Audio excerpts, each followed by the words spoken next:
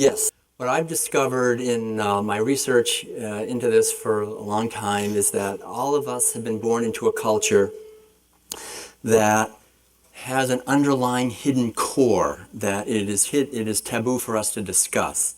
And it's taboo for us to discuss it as a culture because we, at a deep level, feel a lot of remorse and grief over the massive amount of routine brutality that we mete out towards animals for food routinely every day in this culture, for food and also for entertainment and for research. And so it's taboo to talk about this, and I think that's one of the main reasons this conference is so valuable, is that we're actually talking about what is taboo. And there's always this sense in talking about a taboo subject, there's sort of this quality of, oh no, don't talk about it. But there's also a question, an aspect of, oh wow, this is powerful to talk about, you know, and it's the very hidden shadow at the core of our culture, I believe. And what this core is fundamentally is a mentality of reductionism that we're taught from the time basically we leave our mother's womb and come into this world, and we begin to start eating the foods that we're forced to eat in this culture. After we lose our mother's breast, we're given the flesh and secretions of animals that have been brutalized. And so we're taught from an early age to reduce beings to things, to mere commodities. So it's a mentality of commodification of life. It's a mentality of reductionism. It's also a mentality of exclusion, because we learn early on to exclude certain beings from the sphere of our compassion.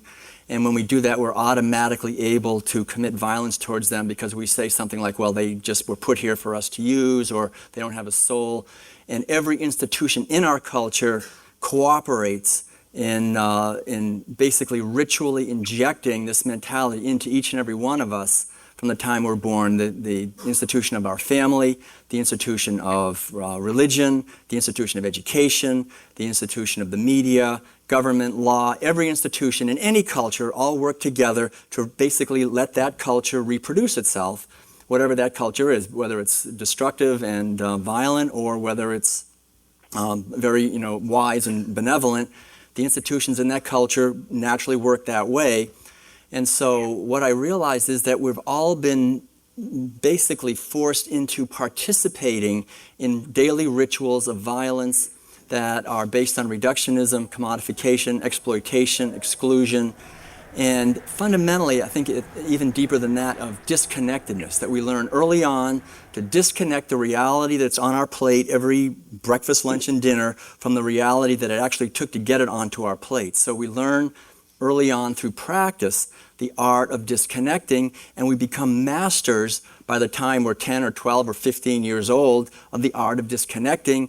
And so we can be devastating the rainforest, cutting them all down, destroying them, and we just disconnect and say, well, not really happening. And the oceans are being destroyed, and we disconnect from that. And our kids are committing suicide out of despair, and we disconnect from that.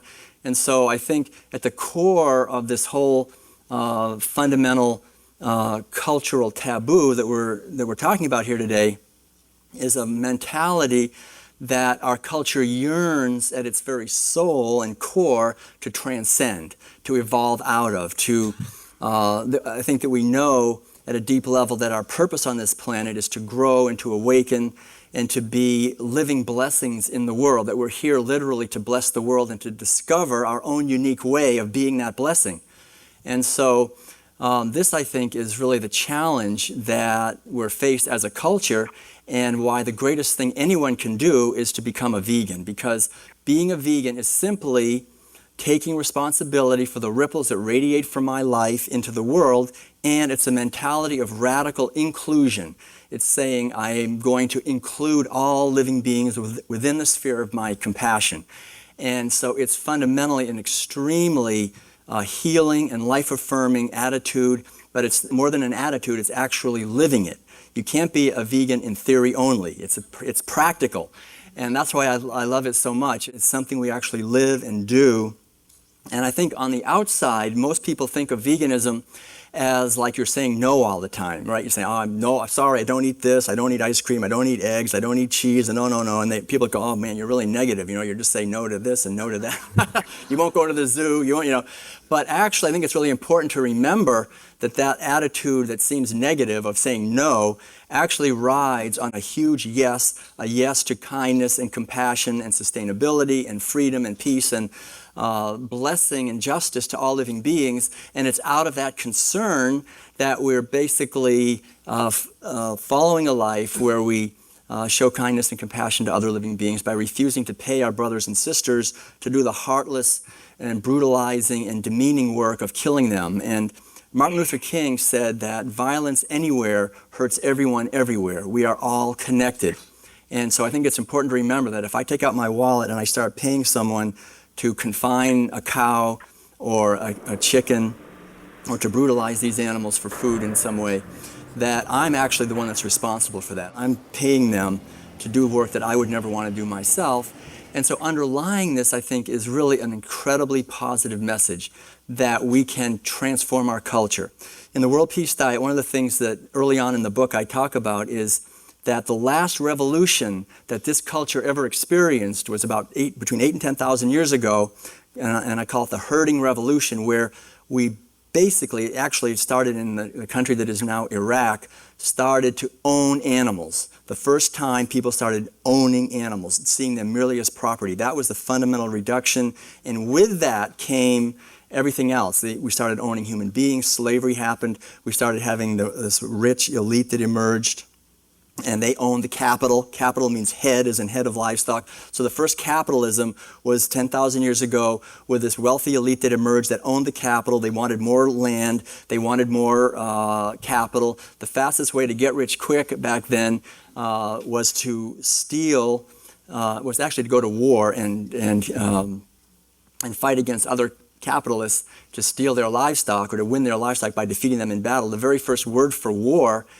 in this planet that we know of is the old Sanskrit word gavya, which means simply the desire for more cattle. That was the first word for war, and people who lost, basically their livestock became the property of the ones who won, and the men became slaves, the women became concubines.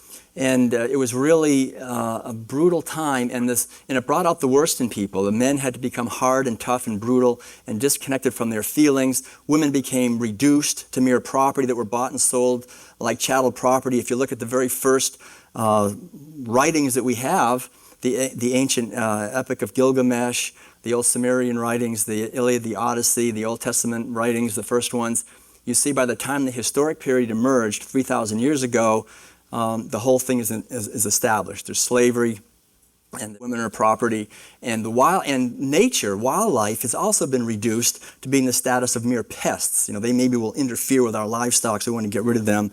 And whoever owned the most capital, the most sheep and goats and cows, they were the ones who controlled society. They controlled all the institutions. They controlled religion and education.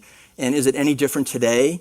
I mean, why is it that it is still today that making war is the most profitable thing for the wealthy elite? Because we're still eating the same food. At the end of the day, we go home and we eat the flesh of animals that have been brutalized, and we eat the secretions of the same animals that have been brutalized. And so we keep the same institutions in place, and that's the reason we've had so much trouble making any significant progress in this world, and all these efforts for justice and sustainability, because we're still eating the same food. We're still fundamentally reinforcing within ourselves the idea that might makes right, the idea that we can exclude other living beings from the sphere of our compassion, and the idea that war is a good way to make money.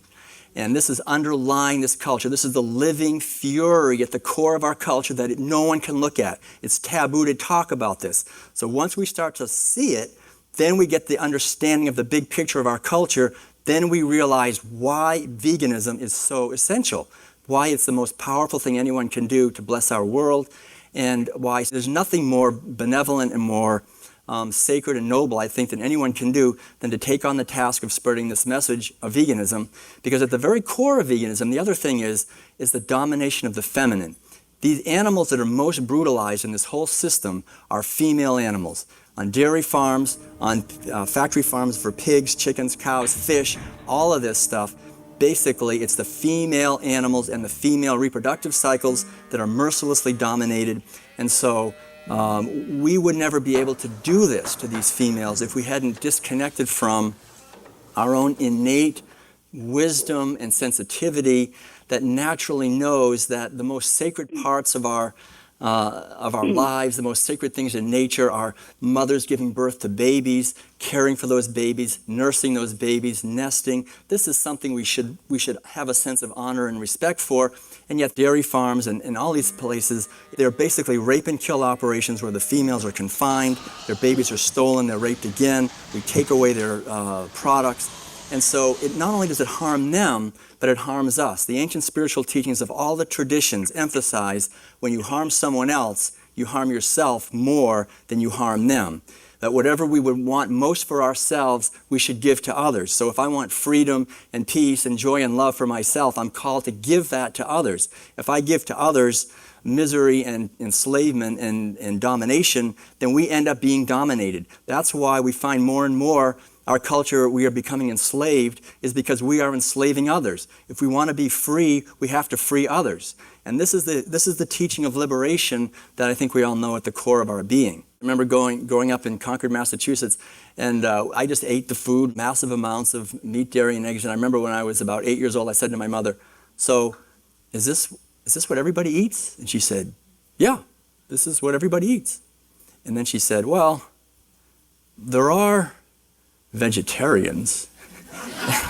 and and she said it like, "But don't worry, you'll never meet one. They live on another planet. They're like far away, and don't worry."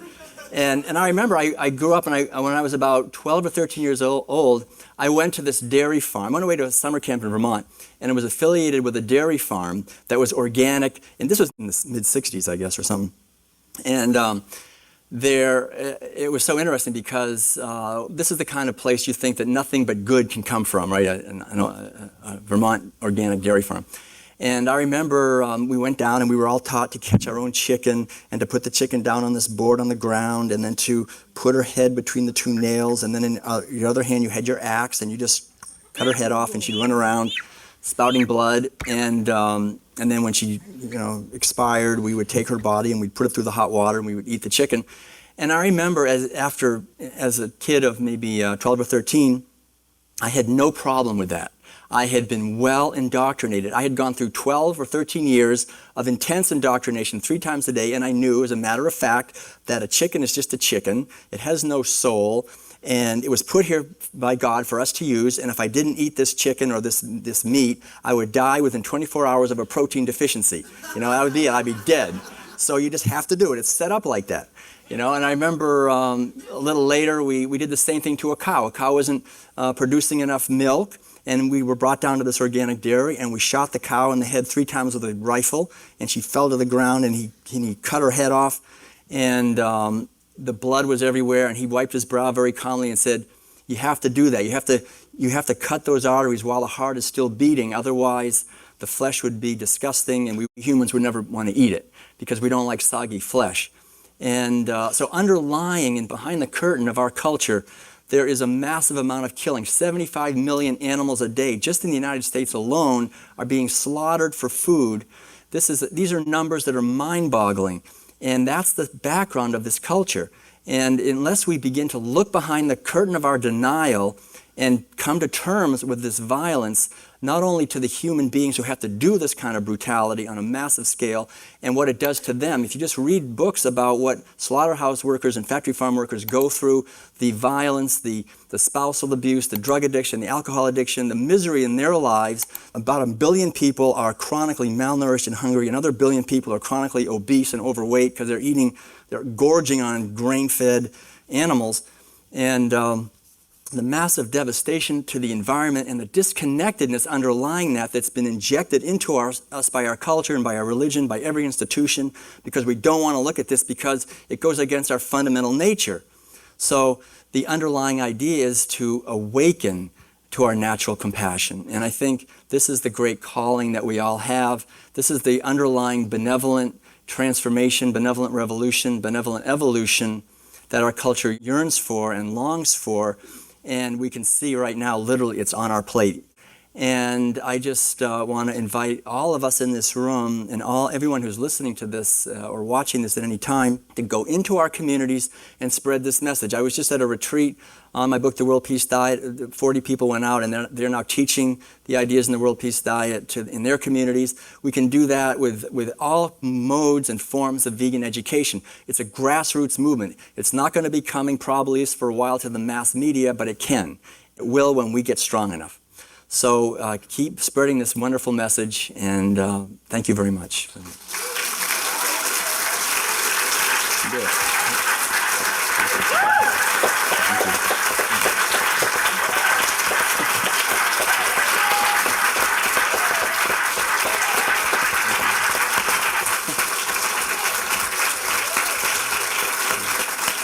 you.